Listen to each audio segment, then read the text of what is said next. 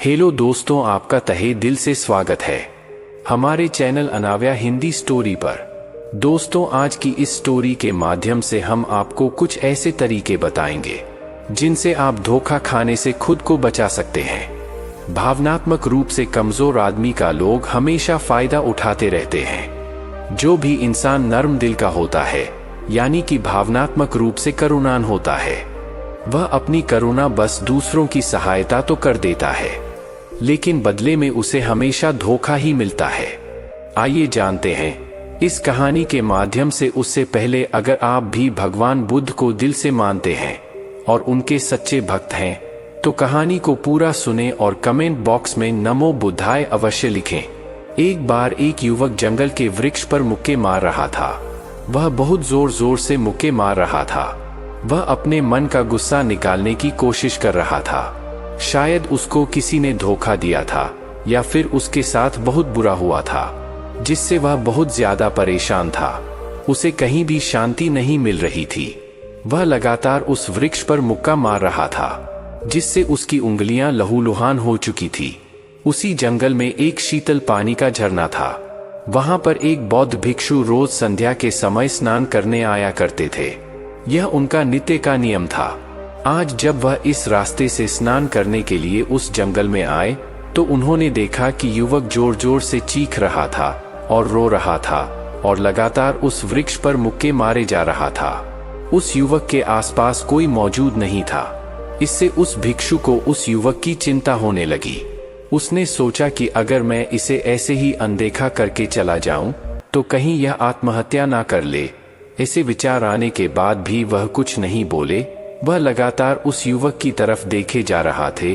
कुछ देर तक तो उस युवक ने उस भिक्षु को नजरअंदाज किया, लेकिन कुछ देर बाद उसे अजीब सा लगने लगा। उसने सोचा, ना तो यह मुझे रोक रहा है और ना ही कुछ कह रहा है।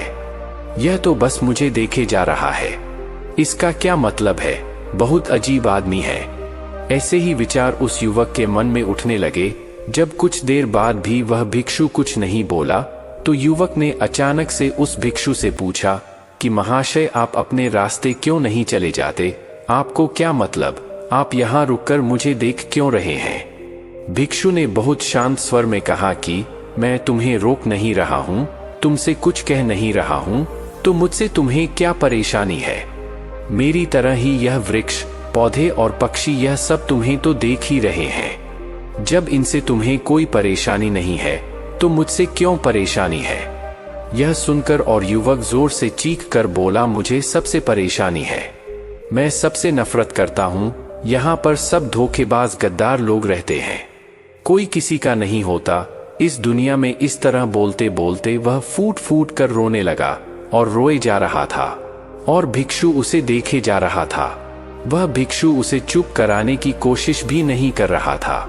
यह बात तो उस युवक को और ज्यादा अजीब लगी। अब रोना बंद करके उस युवक ने सीधे होकर उस भिक्षु से कहा, आप बहुत अजीब आदमी हैं। आपके सामने कोई इंसान रो रहा है और आप उसे चुप भी नहीं करा सकते। आपके मन में बिल्कुल भी संवेदना नहीं है। बहुत अजीब और कठोर हृदय वाले साधु हैं। आपको अपने साधु होने पर खेद होना चाहिए, और ऐसे ही ना जाने क्या क्या जली कटी बातें वह युवक उस भिक्षु को सुनाने लगा। कुछ देर बाद जब युवक का गुस्सा निकल चुका, तब भिक्षु ने बहुत ही शांत स्वर में कहा कि आज मैं तुम्हें कंधा दे सकता हूँ, तुम्हारे आंसू भी पोंछ सकता हूँ, लेकिन इससे तुम्हारी समस्या का समाधान नहीं होगा। कुछ देर के लिए तुम्हारा मन शांत हो जाएगा। उसके बाद फिर वही जिंदगी, वही लोग, जो तुम्हें आज कंधा देने के लिए भी तुम्हारे पास नहीं है। फिर से तुम उसी जिंदगी में लौट जाओगे। कोई तुम्हें धोखा देगा, कोई तुम्हारा फायदा उठाएगा, और तुम अपने मन को ऐसे ही तकलीफ पहुंचाते रहोगे। तो आंसू पोंछने की बजाय तुम्हें मुझसे कुछ ज्ञान की बातें जान लेना चाहिए, जिससे तुम्हें जीवन में कोई भी धोखा ना दे सके, तुम्हारी अच्छाई का कोई भी फायदा ना उठा सके। याद रखना, आंसू पोंछने वाले तो तुम्हें बहुत मिल जाएंगे, लेकिन ज्ञान और सही समझ देने वाला कभी कभी कोई इंसान मिलता है। भिक्षु ने उसे बताया कि मैं पास ही के झरने में स्नान करने के लिए जा रहा हूँ। बहुत ही शीतल पानी है वहां। अगर तुम चाहो तो तुम भी मेरे साथ चल सकते हो। यहाँ पर अकेले परेशान होने से अच्छा है कि तुम झरने के शीतल पानी में स्नान करो, जिससे तुम्हारा दिमाग, मन, मस्तिष्क और तुम्हारा शरीर सब कुछ पवित्र हो जाएगा। यह सुनकर वह युवक उस भिक्षु के पीछे पीछे हो लिया। जंगल के बीचों बीच का रास्ता झरने की तरफ जाता था। जंगल में सन्नाटा छाया हुआ था। उनके पैरों तले सूखे पत्तों की चरमराहट की आवाज पूरे जंगल में गूंज रही थी। आज पूर्णिमा की रात थी और आसमान में चांद अपनी उजली रोशनी उस जंगल में फेंक रहा था। उस रोशनी में दोनों उस झरने की तरफ चले जा रहे थे। रास्ते में चलते चलते उस युवक ने उस भिक्षु से कहा कि महात्मा, आपकी जिंदगी मस्त है। आपको किसी चीज की कोई परेशानी नहीं है। आपको पता है कि दुनिया में कैसे कैसे लोग रहते हैं, कितने धोखेबाज, कितने मक्कार, और सबसे महत्वपूर्ण बात, अपने लोग ही धोखा देते हैं जिनसे हम प्रेम करते हैं, जिनको हम अपना मानते हैं। जब उन्हीं से धोखा मिलता है तो कैसा महसूस होता है। कभी कभी तो लगता है कि भले और दयालु लोगों के लिए यह दुनिया नहीं बनी है। यह धोखेबाज के लिए है, मक्कार के लिए है। वही यहाँ पर फलते फूलते हैं, वही आनंद से जीते हैं, और हमारे जैसे लोग जो दूसरों की सहायता करते हैं, दूसरों को अपना मानते हैं, वह हमेशा जीवन भर दुख में रहते हैं। यही जीवन की सत्यता है और यही संसार है जिसमें हमें रोज घुट घुट कर मरना होता है। गुरुदेव, आपने सही किया, ऐसी जिंदगी को त्याग दिया, पीछे रहने दिया। अब बस अपने में मस्त, किसी से कोई परेशानी नहीं है, किसी की कोई चिंता नहीं। मैं भी सोचता हूँ कि मैं भी संन्यास ले लूं। यह सुनकर उस भिक्षु ने कहा कि तुम्हें क्या लगता है, सन्यासी जीवन बहुत आसान होता है? भिक्षु ने बहुत शांत स्वर में कहा कि तुम्हें तो 2 वक्त की रोटी तो शांति से मिल जाती है, हमें तो कभी कभी वह भी नसीब नहीं होती। अगर भिक्षा मिल जाती है तो हम खा लेते हैं, वरना हमें तो भूखा ही सोना पड़ता है। यही हमारा सन्यासी जीवन है। हमें हमेशा नीचे सोना रहता है, सिर्फ एक लंगोट में रहना होता है, चाहे कैसा भी मौसम क्यों ना हो। तो यह सब तुम्हें आसान लगता है तो तुम भी सन्यासी बन जाओ। युवक ने कहा कि आप कहते तो ठीक ही है, संघर्ष तो दोनों तरफ है, सांसारिक जीवन में भी और सन्यासी जीवन में भी। वैसे सांसारिक जीवन भी अच्छा है, लेकिन तब तक जब तक घर परिवार में सुख शांति बनी रहे, धोखा ना मिले, हमारे लोग हमारा फायदा ना उठाएं, हमसे झूठ ना बोले, हमें धोखा ना दे, तब तो जीवन जीने का आनंद होता है, वरना जीवन नरक हो जाता है। भिक्षु ने कहा, संन्यास अपने मन से लिया जाता है। जब हमारा मन कहता है कि हमें संन्यास के मार्ग पर सफलता हासिल करनी है, आगे जाना है, तो ही सन्यासी जीवन सफल हो पाता है। लेकिन तुम अपने घर से परेशान होकर, दूसरे लोगों से परेशान होकर सन्यासी बनना चाहते हो, तो तुम्हारा सन्यासी जीवन भी कभी सफल नहीं होगा। इससे अच्छा तो तुम सांसारिक जीवन में अगर कुछ तरीके, कुछ नियम अपना लो, तो दूसरे लोग तुम्हें धोखा नहीं दे पाएंगे। सबसे पहले तो यह समझो कि धोखा उन्हें ही मिलता है जो भावनात्मक रूप से कमजोर होते हैं, जिनका दिल जल्दी पिघल जाता है, जो दूसरों को दुख में नहीं देख पाते। ऐसे लोगों के साथ धोखे होने की संभावना ज्यादा होती है, क्योंकि कोई भी आदमी अपनी परेशानी बताकर, अपने आप को दुख में बताकर तुम्हारा फायदा उठा सकता है। क्या पता वह झूठ बोल रहा हो, वह दुखी होने का अभिनय कर रहा हो, लेकिन आपको तो सच ही लगेगा, और उसके कुछ समय बाद आपको पता चलता है कि आपके साथ धोखा हो गया। उसके बाद आपका मन अंदर से टूट जाता है। इसीलिए सबसे पहली बात ध्यान रखना कि किसी भी व्यक्ति को यह एहसास मत होने दो कि तुम भावनात्मक रूप से कमजोर हो, अंदर से तुम्हारा दिल नरम है। अगर उन्हें यह कमजोरी आपकी पता चल गई तो वह कोई ना कोई जाल रचकर आपका फायदा उठाने की जरूर कोशिश करेंगे। चाहे आप अंदर से संवेदनशील हो, दूसरों की मदद करने वाले हो, लेकिन किसी को एहसास मत होने दो, ऊपर से कठोर बने रहो। जब लोगों को लगेगा कि इससे कुछ बोलने का फायदा ही नहीं है, यह आदमी कठोर है, नहीं पिघलेगा, तो खुद वह लोग जो झूठे हैं वह आपके पास आएंगे ही नहीं। वह उन्हें चुनेंगे जो उनके आसान शिकार होंगे, दूसरी बात यह है कि हम बहुत जल्दी दूसरों पर विश्वास कर लेते हैं और हमारी जल्दी विश्वास करने की आदत ही हमें हानि पहुंचाती है।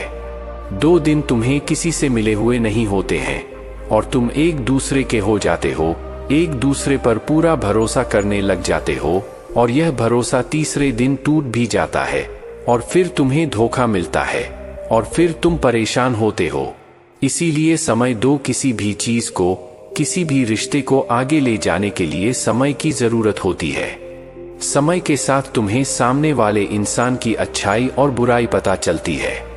तब तुम्हें पूर्ण रूप से पता चलता है कि इंसान वास्तव में कैसा है, अच्छा है या बुरा है, और वह कुछ समय देने के बाद ही होता है।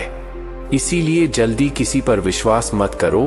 तीसरा तरीका समझने के लिए तुम्हें ऐसे लोगों को समझना होगा जो दूसरों की चापलूसी करते रहते हैं। कुछ लोगों की आदत होती है चापलूसी करने की। आपके सामने आपकी तारीफ करेंगे या आपके बारे में अच्छा अच्छा बोलेंगे और आपको लगेगा कि यह इंसान कितना अच्छा है, मुझसे कितना प्यार करता है। लेकिन वास्तव में उनकी वह चापलूसी एक जाल होती है ताकि वह आपका दिल जीत सके, और उनको चापलूसी करने का मौका तभी मिलता है जब आप दिखावा करते हैं। अगर आप उनकी चापलूसी से प्रभावित ही नहीं होंगे तो कुछ समय बाद वह चापलूसी करना बंद कर देंगे। इसीलिए किसी के सामने दिखावा मत करो, वरना आप तो आकर्षण के केंद्र बन जाते हो। लोगों को लगता है कि शायद इसके पास बहुत ज्यादा धन संपदा है, इसीलिए इतना दिखावा कर रहा है, और इसी वजह से जो लोग आपका फायदा उठाना चाहेंगे वह आपके करीब आने की कोशिश करेंगे, आपसे चापलूसी करने की कोशिश करेंगे। अगला नियम बताते हुए भिक्षु ने झरने की तरफ इशारा किया। वह झरने के पास पहुंच चुके थे। युवक को भी एहसास हो चुका था क्योंकि वहां पर ठंडी ठंडी हवा चल रही थी। झरने की तरफ जाते हुए भिक्षु ने कहा कि सांसारिक जीवन में एक बात समझने की यह होती है कि हम जिसकी सहायता कर रहे हैं, चाहे किसी भी रूप में, धन से, शारीरिक रूप से, या जिस भी अवस्था में हम किसी की सहायता कर रहे हैं, तो हमें यह ख्याल रखना चाहिए कि सामने वाला वापस कभी भविष्य में हमारी सहायता करने योग्य है कि नहीं है। अगर किसी को पैसा उधार दे रहे हो तो यह समझो कि उसके पास आय का कोई साधन है कि नहीं है। कल भविष्य में वह तुम्हें वापस कर पाएगा कि नहीं कर पाएगा।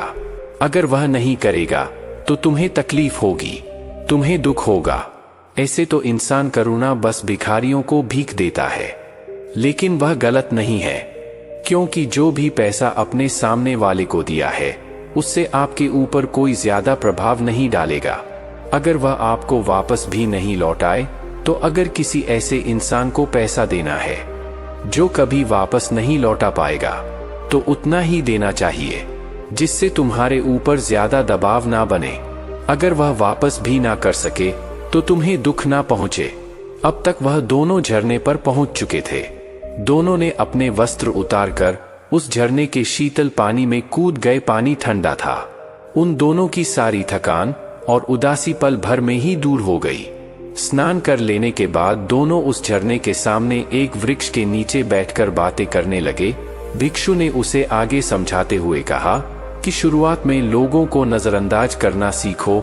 जब तुम किसी को शुरुआत में नजरअंदाज करते हो तो जो भी लोग किसी लालच की वजह से तुम्हारे पास चिपक रहे थे उनकी छटनी हो जाएगी। जब तुम उनको नजरअंदाज करोगे तब 1-2 बार लोग तुम्हारे पास आने की कोशिश करेंगे। उसके बाद वह तुमसे दूरियां बना लेंगे, और जो आदमी तुम्हारी इंसानियत, तुम्हारी अच्छाई देखकर तुम्हारे पास आएगा, वह नजरअंदाज करने के बावजूद भी तुम्हारे करीब ही बना रहेगा।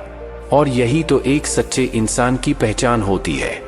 जो हमारे अपने होते हैं उनसे हम तकरार भी कर लेते हैं, कलह भी कर लेते हैं, उसके बावजूद भी वह हमारी बातों का बुरा नहीं मानते हैं। चाहे कुछ ही समय के लिए वह हमसे नाराज रहे, लेकिन कुछ समय बाद फिर से हम एक हो जाते हैं। और यही तो घर परिवार का मतलब होता है, यही तो अपनों का मतलब होता है।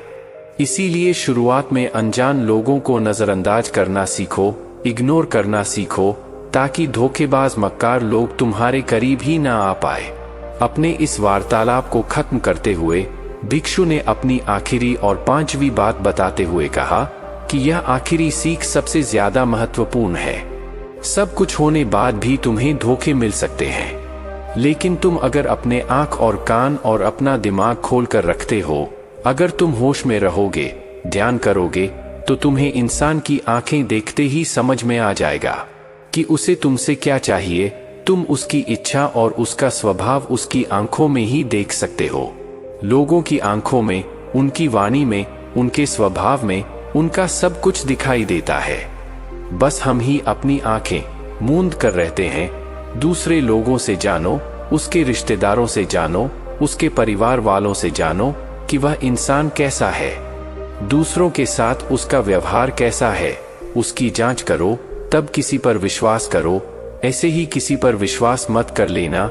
अगर तुम किसी के साथ लंबे समय तक भरोसा करना चाहते हो, किसी के साथ कोई संबंध बनाना चाहते हो और कोई दोस्ती करना चाहते हो या किसी की मदद करना चाहते हो, तो इन सभी परिस्थितियों के बारे में तुम्हें जरूर पता होना चाहिए कि दूसरे लोग उस इंसान के बारे में क्या सोच रखते हैं। इसके बाद तुम जीवन में कभी भी धोखा नहीं खाओगे और तुम्हें कभी भी धोखे की वजह से पछताना नहीं होगा। इसी तरह की बातें करते हुए भिक्षु और वह युवक दोनों जंगल से बाहर आ गए और अपने अपने घर को चले गए। तो दोस्तों, आपको हमारी कहानी कैसी लगी? अगर आपको हमारी कहानी पसंद आई हो तो हमारे चैनल को सब्सक्राइब करें और बेल आइकन भी जरूर दबाएं और वीडियो को लाइक और शेयर अवश्य करें, जिससे YouTube हमारी वीडियो को और भी लोगों तक पहुंच सके। धन्यवाद।